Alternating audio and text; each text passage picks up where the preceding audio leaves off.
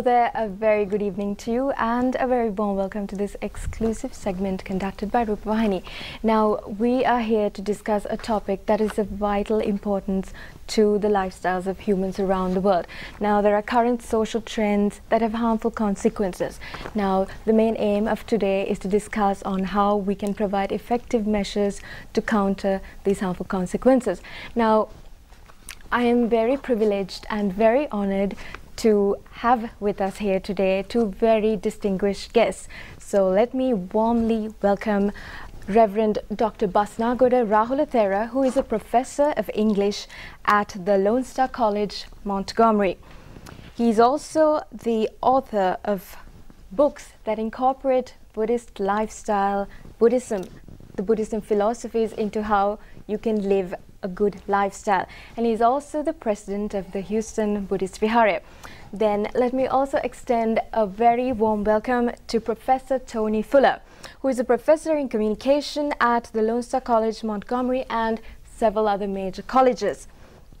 Now, Professor Tony Fuller holds a PhD in political science and an MA in communication, and he also has an extensive background in media.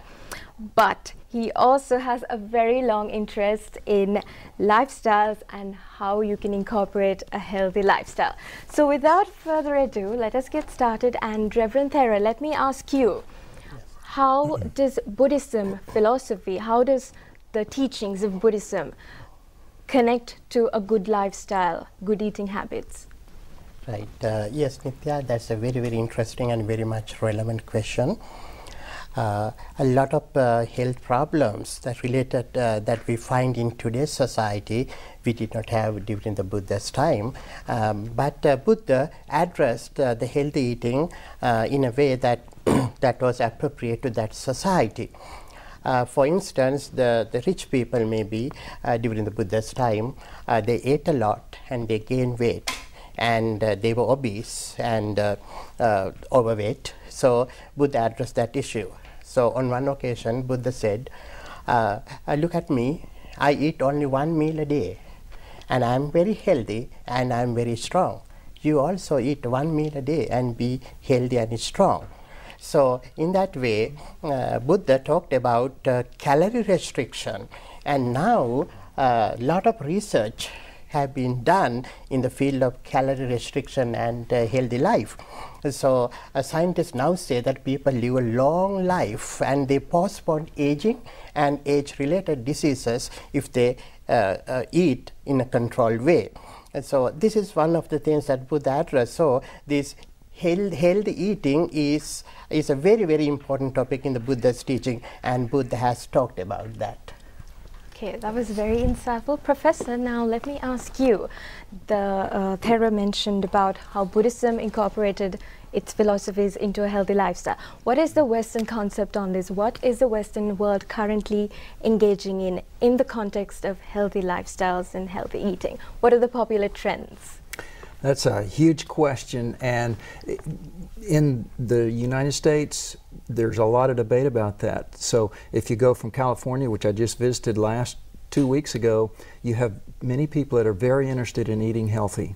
Yes. And other parts of the United States, people eat what they want and it's not so healthy, and there's a conflict between these two ideas. And so the new trends, always, I think it is just growing knowledge, the need for more knowledge about how to eat healthy. And it is important to eat healthy because, as my good friend and colleague has stated, by being aware of what we eat, we will have a better lifestyle and live longer. Yes. So on that note, let me also ask you, what are the current unhealthy lifestyle and eating habits? Well, how long do we have? And I could construct a list of 100 Yes. items. In the United States, for example, and many other parts of the world, we have a fast food culture. We just want things now. We want things as fast and as frequent as possible. And fast food is not food that, it's processed food, it has a lot of additives in it, and is food that is not the best for our bodies. And when we eat, how we eat it, how much we eat, is all very important in having a healthy lifestyle. And so when you have the New York City pass a law that you cannot sell a soda drink larger than 32 ounces because it's seen as a health risk to the public, that tells you some parts of our society are very interested in constructing a healthy eating environment, but others, okay, I'll just buy two 32-ounce Cokes. Okay. Sure, yes. So Reverend Thero, would you like to elaborate on the rising health issues caused by these unhealthy eating lifestyle habits? Right, yeah. Rising, there are so many issues. They are both related to physical well-being as well as mental well-being. And the additives, for instance, as my best friend Tony mentioned about additives, these additives can be food flavors, artificial flavors, chemicals, and flavors and preservatives, and also food color, and also growth hormone. So these things are very, very dangerous. You know, some of these colors and flavors are produced from petroleum. So our bodies have never digested all these kind of things. So when we eat them, the body reacts in a very, very different way.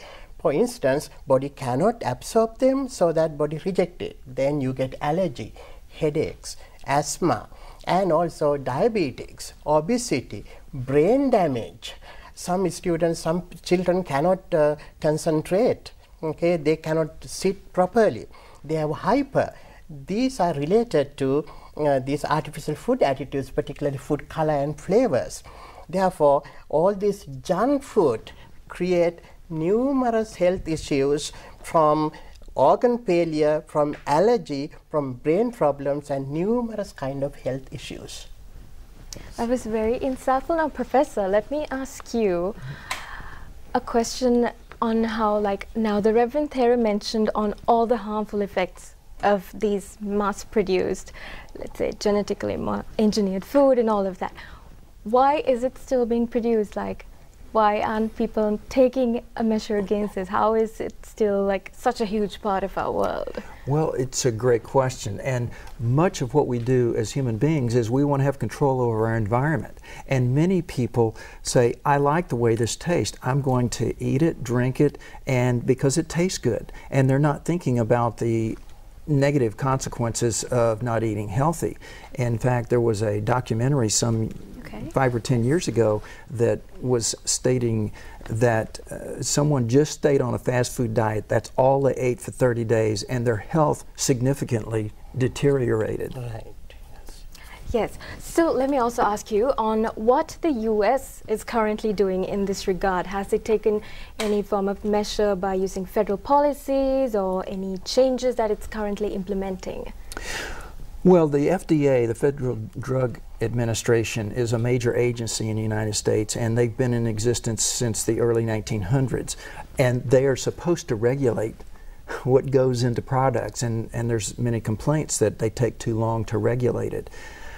But I think that it has to start from a grassroots level, which people in Southern California, for example, are very interested in eating vegan and eating healthy. And so it's got to start there, because you can only legislate so much. If you try to over-legislate, you've got a backlash of people saying, no, I want this, it's my right to eat this, even if it's not healthy for me. So. Yes, that was a very good answer. Now, Reverend Thero, let me ask you now, the professor just elaborated on what the Western side of the world is doing against this rising issue. Right.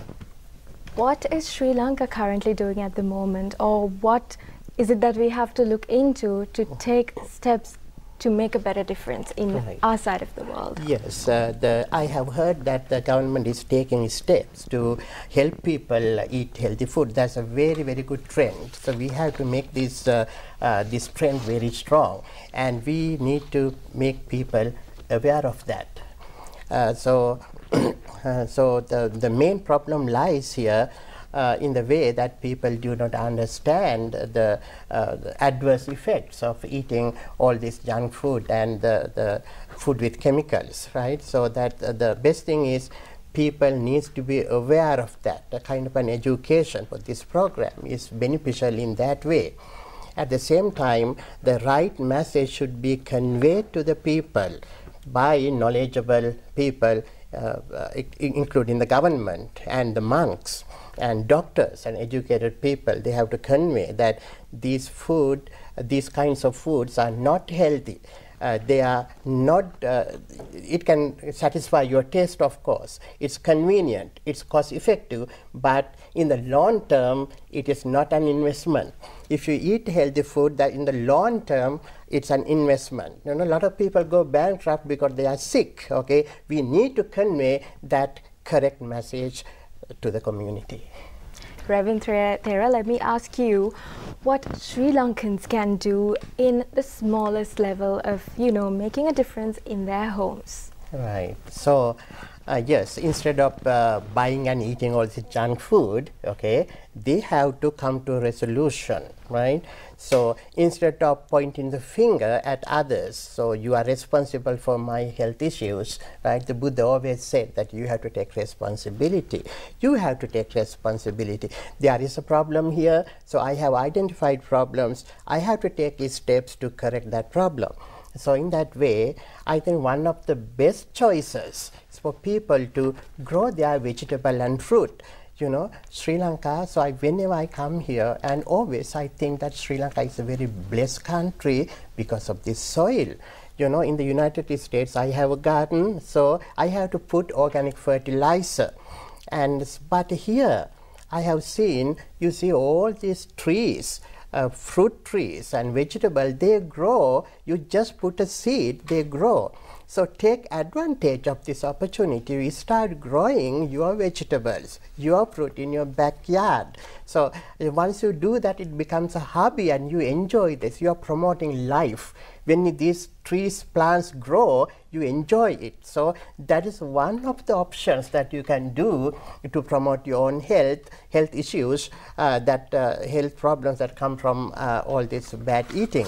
And the other thing is that you have to stay away from some dangerous kind of food, like the food with a soft skin, like grapes. Okay, if all these chemicals are added to them, you know, grapes and tomatoes, they have soft skin, so the producers can spray a lot of chemicals, at least 15 chemicals when they come to your kitchen, right? So that stay away from them and start eating homemade things, or the things with a rough skin like bananas, right? They are conventionally grown, but they are not harmful.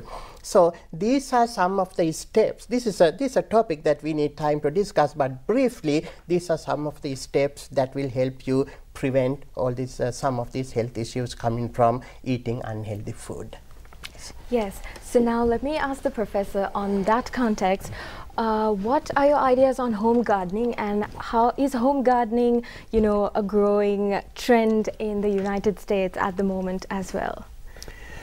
Unfortunately, I don't think that home gardening in the United States is a growing trend. I think that awareness of food, healthy food is, and we tend to think of it in terms of organic. Yes. We use the word organic food, which means that someone has taken some personalized care in how they grow the food. So that has increased, and one of the big debates in the United States is, okay, I can buy this tomato for this per pound, but the organic is going to be more expensive. So people haven't quite reconciled that, is my health worth $1 more per pound? And so that's a discussion, and I think that by education that will continue to grow. So I don't, right now I would say that no, we're not moving towards personalized gardening, even though it would clearly be healthier. So I think that brings us back to the Thero's suggestion on Sri Lankans doing home gardening, because I would say that, as you mentioned, we are also blessed with a very beautiful and very healthy form of soil. Right, that's yes. Right, that's right. So let me also ask you, Professor, on although it's wrong and although it's bad, people keep going back to eating unhealthy. Why do you think this is? Yes, the masses, they're being produced in masses, but the people are aware that this is bad, and yet they keep going back to it. Do you have any form of idea on why this is? Because there are lots of harmful effects caused by this. Yes. Well, the word convenience is thrown around by many people. That clearly is one. And also, one of the most underrated elements in any good or bad habit is a habit. And so I think that people start, okay, I didn't get to have breakfast, so I'm going to stop and grab a quick lunch. And they get that lunch. Okay, who can give me lunch in 15 minutes? Oh, I have to stop at a fast food place.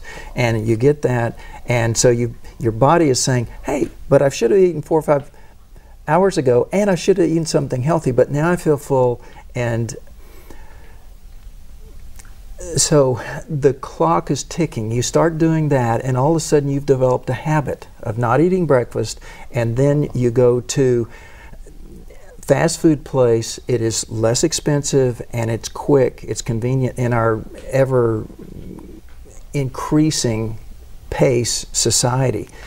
But it can be quite detrimental to your person. One of the aspects about food that is a little understated has to do with how often we eat and when we eat. And we sort of know from the children's rhymes of, okay, well, you eat breakfast, lunch, and dinner, but many people don't.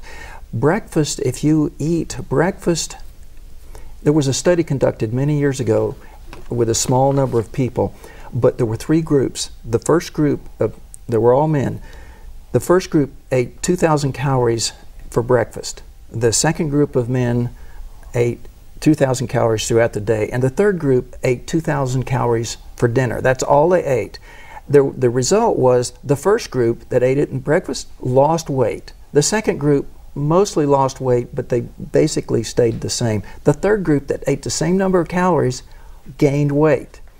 And that means that the body is not processing it properly. So eat early and through the day and keep your body going efficiently.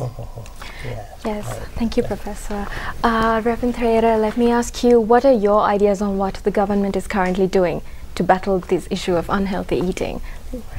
Right, so they are promoting I believe the government is promoting the idea that is healthy, and yes, that's a very, very effective step, of course, and awareness, knowledge, right?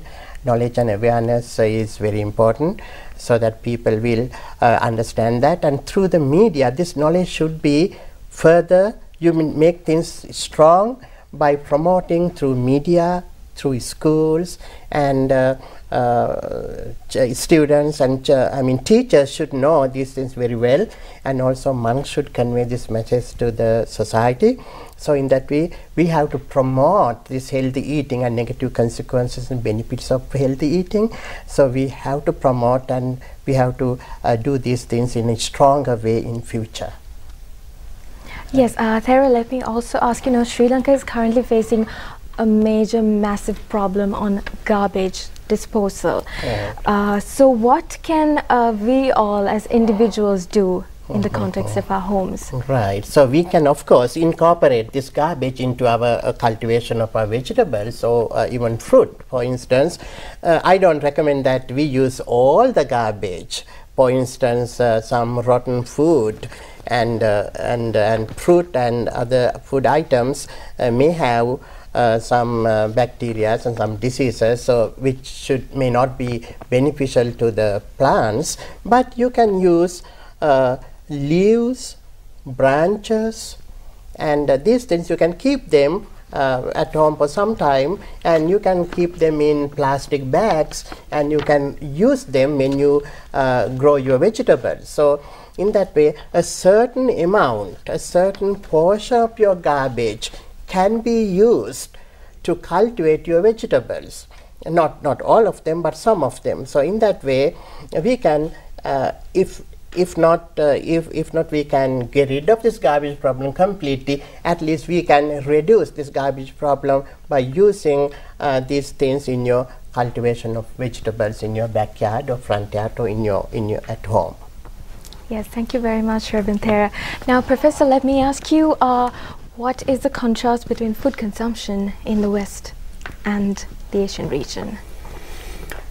Well, I think in Asia, in my travels to Hong Kong, to Japan, to India, and here, I think people are more conscious of food than the West, especially the U.S., because the U.S. is very consumer-driven, which has its ups and downs, but we tend to not think about tomorrow, and I think that most of the other countries, the Far East and the subcontinent and Sri Lanka, are more conscious of eating healthy. And yes. Also, Reverend Thera, let me ask you on that note, now the professor spoke of conscious eating. What were the Buddhist philosophies on this concept of healthy lifestyles and conscious eating? Yes, another important topic the Buddha talked about is conscious, that's called mindful eating. A few days ago I saw a research. Right? If you want to lose weight, you eat mindfully. Eat mindfully means you must be mindful. To monks, for instance, okay, we have to concentrate on our eating when we eat. Okay, then we eat slowly, and we digest well, and we do not overeat. The same thing can be practiced by the lay community. So some research have shown that that has been effective for people to lose weight. Therefore, so as lay people, you also can follow that, eat mindfully. So that helps you control eating and slow eating, which helps you digest your food, and in that way achieve some healthy benefits of eating. So, Professor, let me ask you, last but not the least, you've had a long-term interest on healthy lifestyles and conscious eating.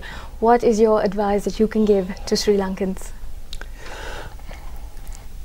Well, keep eating what you're eating, and don't go to over-processed food.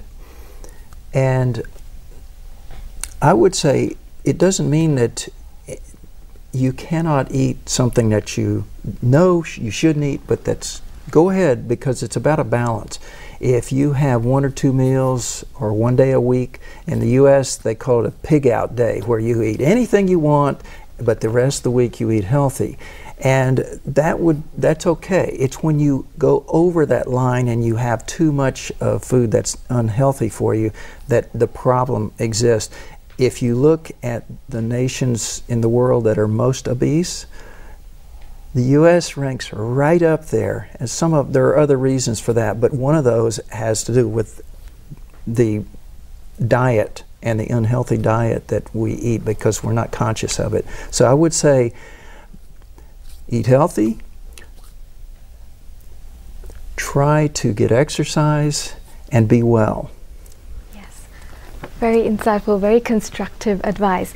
Reverend Thera, now we are nearing the end of this discussion, but let me ask you, what is your message to the people?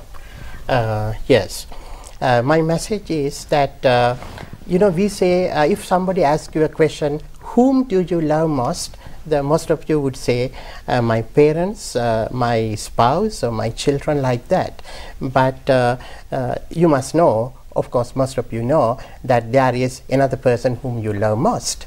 That person you cannot search by pointing your forefinger, rather you can find that person by pointing your thumb, this person. So I am the most important and loving person to myself. So once you understand I am the most important person to myself, you understand I means my body, my mind, my physical well-being, and my mental well-being. If you take care of your physical well-being and your mental well-being, you can take care of others and other things and other people. Therefore, your priority should be to take care of your physical well-being and mental well-being. And most of our mental and physical problems, if not all, at least some of them are caused by unhealthy eating. So that eat wisely and enjoy long-term health benefits of your physical well-being and mental well-being. That could be my message to you. So on that note, we come to the end of this very valuable discussion. Now, before we end, let me take this opportunity to thank Reverend Dr. Basnagoda Rahula Thero and also Professor Tony Fuller for taking the time to be with us here today, to give us all and to educate us all on how to live this valuable blessing of life to its fullest. So remember that you can be the change that you want to see in this world. So thank you very much for joining us and have yourselves a very good evening.